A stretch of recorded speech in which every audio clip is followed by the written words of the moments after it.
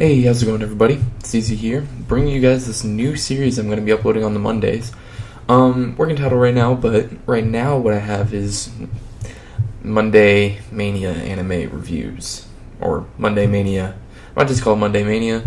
You know, it's basically just going to be me going over recent anime and manga things that have happened. So, anyways, let's get started. In this week, first off, I'm going to be starting with ongoing series. This weekend has been crazy. Okay, so we recently just had the newest episode of Boruto episode 76, and man, it was pretty good. I really liked the callback that they brought in. So if you aren't caught up, spoilers. Basically, right now, Mitsuki has left the village. We have no idea why, but he's left in search of his will or something along that lines. The thing is that I've read the manga, so I'm caught up, and this did not appear, so this is filler right now. We don't know exactly what it's doing, but it's probably just expanding on Mitsuki's character. Which, I mean, hey, I'll take it. I like Mitsuki, like, a lot. More in-depth explanation on his character would be better, because we didn't get that in the manga. But one of the best things I've liked in the recent episode was the fact that we got Aureo. So when they encountered, basically what happened is when they entered the Ryuchi cave, which is basically like Mount Myoboku for the frogs, but this time it's for the snakes. The snake summons. And apparently they needed to translate Mitsuki's snake, but the only way that the snake sage would do that is if they took care of a large, very rambunctious snake that has a reverse scale under its chin. So as they're going off to get it, which the group includes Sarada, Boruto, Shikadai, Jojo, and Inojin, they are all off to go get it, and they encounter the snake. And as it was about to, they mess around, they kind of get fumbled by it. But as it was about to attack Sarada, a blue snake comes out of nowhere and bites it, and it seemed as if it protected it. Now, instantly, I was just like, bet, that has to be one of Sasuke's snakes. Like, that makes sense. And it kind of looks like Aureo from what's it called? Like, the three-way standoff that happened in the war arc. Come to find out later in the episode, it is. And he even addressed Sarada as Lady Sarada, or Sarada-sama. And I was like, wow, that's actually pretty crazy. I like the fact that they introduced him. So now it's like, and the thing is that Boruto was kind of like iffy about snakes and everything, and that actually like changed my mindset quite a bit, because I thought that Boruto would be the one who's going to end up getting snake summons, but I guess that's not what's going to happen. But yeah, so the fact that they added Aureo, I thought that was crazy, because I loved all the snake summons. Manga I really didn't care for, but Aureo and like all the others, those are pretty dope. Also, we got the preview for the next episode. I noticed that the 7 Ninja Swordsmen, like the new ones that were introduced, the shit ones, were involved with Mitsuki leaving. And that really threw me off guard, because I'm like, why would he be with them? And we already saw that, like, in the previous episodes, that something had happened to where he was living. It was, like, attacked a bit.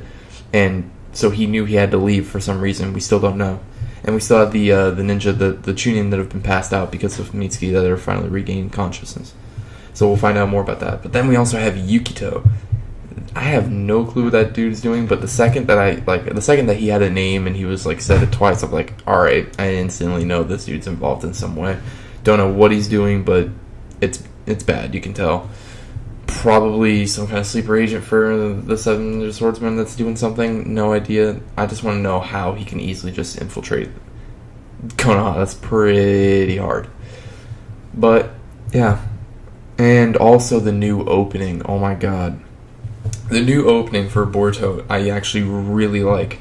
And plus, it like makes me, like, I'm kind of interested for this filler arc, because I want to know what that ice thing is that they're fighting in it. It looks a little crazy, and the fact that Shinki is going to be involved at some point, that's pretty dope. Yeah, and like, this whole arc is just going to be, it just seems like this arc is going to be about just, like, developing Mitsuki as a character, and I feel like since Mitsuki wasn't in that fight, it's something that they have to do to get to him, and I don't know, that's just crazy, and like, seeing all the parallels that they did, where they had, like, Mitsuki when he was first born, and like Sarada and Boruto when they were young. You know, Sarada not having her father with her, and Boruto just now coming to realize that his family actually does love him. And it's pretty crazy, and the fact that his Jogan even activates in the opening too, which I really like that. I want to see more of the Jogan because it's not in the manga, and they might have to reintroduce it sometime soon. But yeah, so that's it for the Boruto episode. Now we also had My Hero Academia ended last. The anime itself ended last week, but we're still getting manga chapters. So I should probably already say this at the beginning of every episode, but these are gonna have spoilers, like obviously. So the chapter 201 of the My Hero manga. Honestly, I'm a little underwhelmed. So if you're not caught up, basically right now what they're doing is they're having Class 1A and Class 1B do training, like battles. They're basically fighting each other in pairs. And I mean, okay, so they also, one of the biggest things I really like is that they also introduced Shinso. Aizawa was like, okay, cool, this is Shinso, my son. Not really, but he's saying here Shinso's going to be added into Class 1A without taking anyone out. And I feel like that's amazing because Shinso is such a good character, but at the same time, I can't overlook the fact that he's most likely bringing him in here so that you can find out who the traitor is. Because I think they're suspecting students.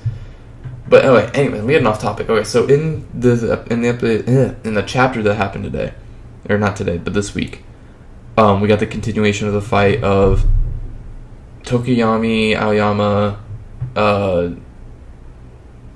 Hagakure, and Yayorozu.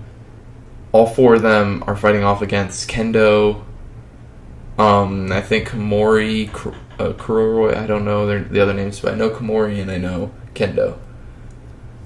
And I'm a little underwhelmed because, like, in the last chapter, we got a lot to see with Tokoyami. Tokoyami is looking like really fucking badass with his with Dark Shadow because of the things that he's learned from Hawks. So I thought he was really going to go off, but I don't know. It just felt underwhelming in this one because, I mean, yeah, he did capture 2 of them, but I guess since he was just treating it like a regular training, he didn't actually knock any of them unconscious when he should have. And so that's why the whole bullshit with Komori getting the fungus down his throat was, I don't know. And Yayorozu being able to make the cannon to send the bag, that was actually dope. The fact that she, instead of doing any actual damage with the cannon that she creates, she just makes, like, a whole, like, set of utilities that will help her teammates finish out the job. And, I mean, Hagakure was going to do it, but then, Kendo kind of ruined that, and Komori with the bullshit shrooms. And Aoyama just did nothing. Aoyama was just useless. But, hey, what can you do? He's just one sparkly boy. I mean, I don't know. Momo's character progression, though, it's doing so well. The fact that she doesn't, like, fall under pressure like she used to. She's such a strategist and is like a stern leader. It's actually good. I really like her character development right now. Also, that one dude, can't remember his name, but that's one stupid crazy quirk is that guy can literally just say an onomatopoeia and it will, like, materialize into physical form and, like, almost like, I have no idea what he makes it out of, but it was able to, like, able to destroy, make a wall in between them, separating their teammates, which was already crazy. And then he's able to hit people with it in smaller doses. I don't know. It's weird. I feel like he just needs to do some training with Mike, and hey, that shit would be amazing. Okay, and next up, another crazy thing. Fairy Tail has finally resurfaced. We got a new season of Fairy Tail, and they are, like, actually going through and they're going to be doing the end of it, like, all the way to the end of the manga. And when Fairy Tail ended and they said that they were just going to wrap it up with the movie, I thought that was bullshit. And I didn't watch the movie. I rejected it because it was stupid. And now we know that it's not canon because this is. Like, this is actually following the manga. We're going to see everything. Now, I already love how they started it off. They did a foreshadow to the end of the war. Or not the end of the war, but, like, one of the last fights in the war. And I noticed that they did show off the scar on Natsu's face, but they were really hiding his arm. They didn't want anyone to know what was under the wraps because That's supposed to be secret until then. And I really loved how, like, it was like such like a chill episode, but next episode will definitely show us how powerful Natsu is right now, because he got stupid strong, and we can already see a little hint of that at the end of the episode. So basically what happened is, it's after like the whole year skip after Tartarus, and they're meeting up with Lucy, and they're Natsu and Happy meet up with Lucy, and they're trying to regather everyone in Fairy Tail. On their way, they were talking about getting strong, like they found this like clock tower that Natsu apparently destroyed a while ago, and you already see one thing where he's able to control his flames so well that, first of all, he, of course, the whole fan service thing, shoots it, uses his fire breath, and it goes in between Lucy's legs. It was already funny, so she just thought it was something strange out of nowhere, but it actually went like a couple miles out and stopped like a band of bandits that were stealing from an old man. And it looked pretty nice animated, not gonna lie. When I saw that scene in the manga, I thought that was pretty fucking dope. So they find out that a lot of the wizards had gone to other guilds, like how Wendy went to Lamia Scale, and kind of broke their hearts when they found out that she wanted to stay. Charla now has a human form, which is crazy. It makes Happy feel left out, and I feel like Happy never got anything that he wanted. He should have gotten at least like some kind of like strength in the training. He went hard, but hey, it's whatever. Sorry about that. But yeah, the whole like showing the strength. So like at the end of the episode, we find out that there was like a rival guild to Lamia Scale that is attacking them, and they have like 100,000, I think is what they said, of like their monsters that they're sending. And at the very end, Natsu just starts ripping through them. And it just goes to show how powerful he's gotten, that he can literally just go through any of those things. It's excuse me, it's insane. And the opening, my god, such a good opening. There's just so much to say that I would love to go in detail, but I haven't prepared that much. I'm just talking over it lightly. But yeah, very good. I can't wait for more Fairy Tail, because Fairy Tail from here on will just keep getting better and better. And even with the whole thing that we're going to be getting later with the whole Grey Arc and like all the like the fake Tartarus members or whatever happens, I forgot completely, or I somewhat forgot, but I don't know. It's going to be crazy. I just know that we're going to get like, I think it's like one little mini arc, and then we get into the war. Things are getting spicy. Alright, and then another thing we gotta touch upon. Jojo. Jojo Part 5 is now out, and it is fucking insane. Like, this is the thing, I've watched all of Jojo, but I haven't read any of the manga at all, so I don't know what happens in Part 5. All I know is that Giorno is Dio's son, but, in Dio's son when he was in Jonathan Joestar's body. So he's technically a JoJo. And apparently his hair color changed and everything when I guess his powers just activated. Now he has a stand. Now the thing is I'm not happy with what they do, because they keep doing this with all the stands. They take the stand name and then they translate it incorrectly. So, we already saw that with Koichi's stand.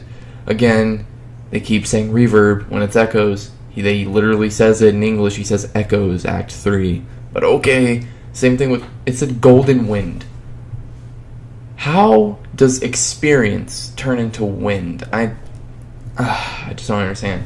I just know the golden experience is such a crazy quirk. The fact that it's like, I think what it does is it's like, it's changing reality, and at the same time can counter, which I find so weird. So, it can alter the reality of something, so it can make something turn into something else. So like, say, a lamp turn into a tree, or something like that. And anytime you hit that, it will do the same amount of damage back to you. It's crazy. I have no idea what the hell is going on with that, I was about to say quirk, that stand. Whew, jeez. I just like, the fact that the way they introduced Koichi too. Koichi he looks a little bit shorter in this than he did in Part 4, but my god, is he way more badass, because he, like, knew how to handle the situation like that. I mean, yeah, he does fumble throughout the rest of the episode, but he knows how to keep his composure. And it just seems like Jotaro is taking, like, a backseat. I don't know what's going on exactly, but Jotaro, when he gets involved, shit's gonna be fucked. Yeah, I just love how the art style and animation, though, kept the same with with part 4, so that's amazing. But yeah, that's all I can really say about JoJo Part 5. I just can't wait for more. I want to know more about the character that he interacts with on the train.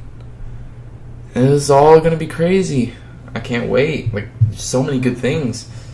And that's about it, but there is one last thing I'm going to touch up on before I leave, and that is, I did go see the My Hero Academia movie, like, about 5 days ago.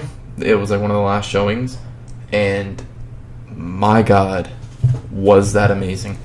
I really don't want to spoil much. I want to wait until it's out so people can see it more.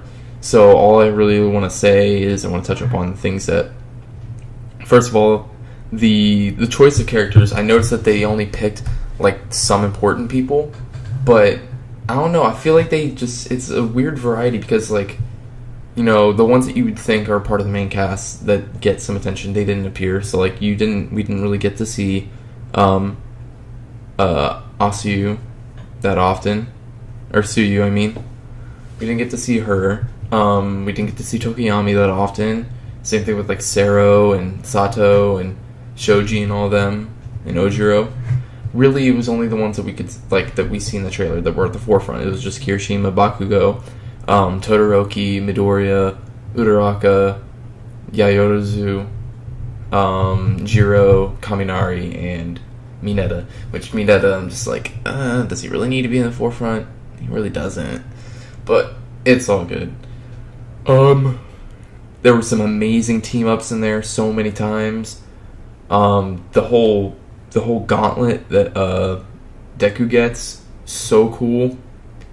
The team-up between him and All Might, I'm just gonna say this, like, if you don't, like, you can wait for the movie, or you can look it up right now.